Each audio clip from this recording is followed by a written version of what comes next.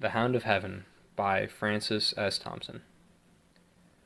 I fled him down the nights and down the days, I fled him down the arches of the years, I fled him down the labyrinthine ways of my own mind, and in the mist of tears I hid from him, and under running laughter, up visted hopes I sped, and shot, precipitated, adown titanic glooms of chasmed fears.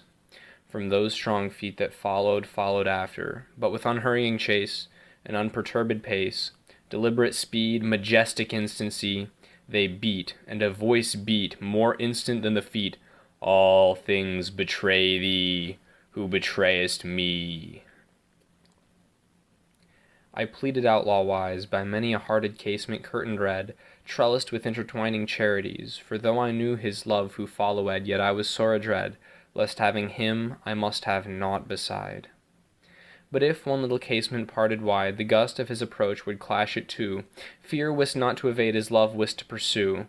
Across the margin to the world I fled, and troubled the gold gateways of the stars, smiting for shelter on their clanged bars, fretted to dulcet jars, and silver and chattered the pale ports of the moon.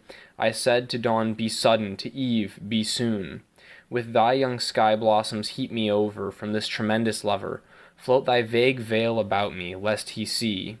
I tempted all his servitors, but to find my own betrayal in their constancy. In faith to him, their fickleness to me, their traitorous trueness and their loyal deceit.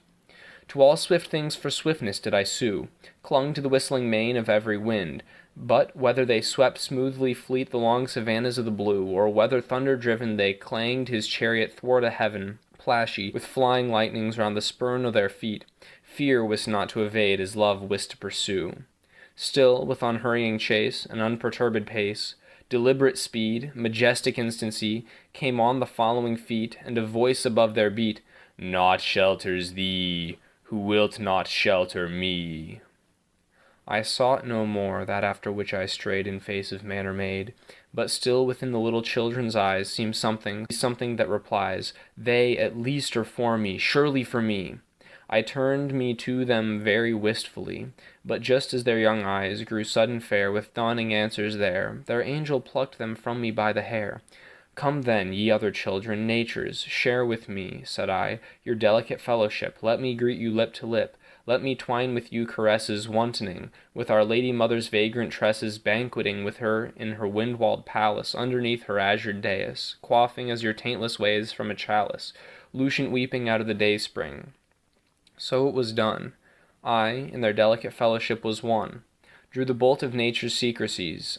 I knew all the swift importings on the wilful face of skies. I knew how the clouds arise, spumed of the wild sea snortings.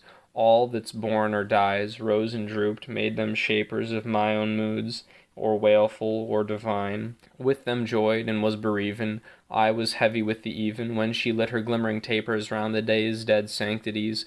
I laughed in the morning's eyes. I triumphed and I saddened with all weather. Heaven and I wept together, and its sweet tears were salt with mortal mine against the throb of its sunset heart.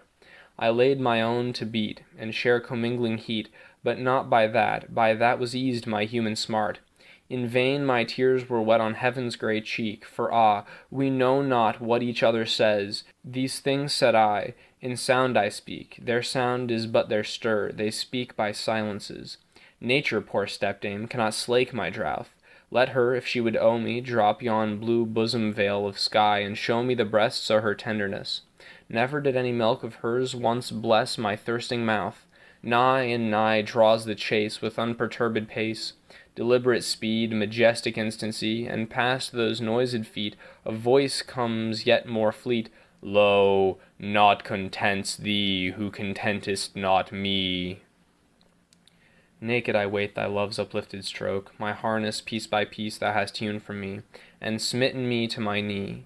I am defenseless utterly. I slept, methinks, and woke, and slowly gazing find me stripped in sleep. In the rash lusty head of my young powers I shook the pillaring hours, and pulled my life upon me grimed with smears. I stand amid the dust of the mounded years. My mangled youth lies dead beneath the heap. My days have crackled and gone up in smoke, have puffed and burst as sun starts on a stream. Yea, faileth now even dream the dreamer, and the lute the lutanist. Even the linked fantasies in whose blossomy twist I swung the earth, a trinket at my wrist, are yielding, chords of all too weak account, for earth with heavy griefs so overplussed. Ah, is thy love indeed a weed, albeit an amaranthine weed, suffering no flowers except its own to mount? Ah, Designer infinite, must thou char the wood ere thou canst limn with it?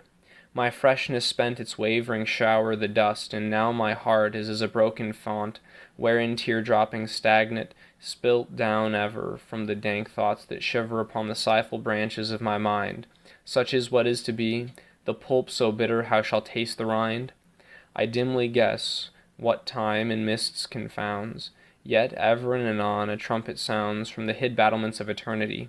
Those shaken mists a space unsettle then, round the half-glimpsed turrets slowly wash again, but not ere him who summoneth.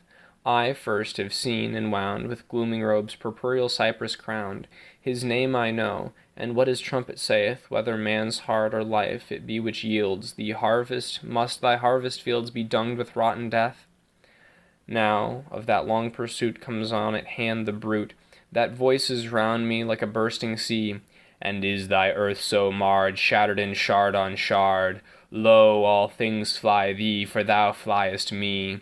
Strange, piteous, futile thing! Wherefore should any set thee love apart, seeing none but I makes much of naught, he said, and human love needs human meriting. How hast thou merited of all man's clotted clay the dingiest clot? Alack, thou knowest not how little worthy of any love thou art. Whom wilt thou find to love ignoble thee, save me? Save only me. All which I took from thee I did but take, not for thy harms, but just that thou mightest seek it in my arms. All which thy child's mistake fancies as lost, I have stored for thee at home. Rise, clasp my hand, and come. Halts by me that footfall. Is my gloom after all shade of his hand outstretched caressingly? Ah, fondest, blindest, weakest, I am he whom thou seekest. Thou dravest love from thee who dravest me.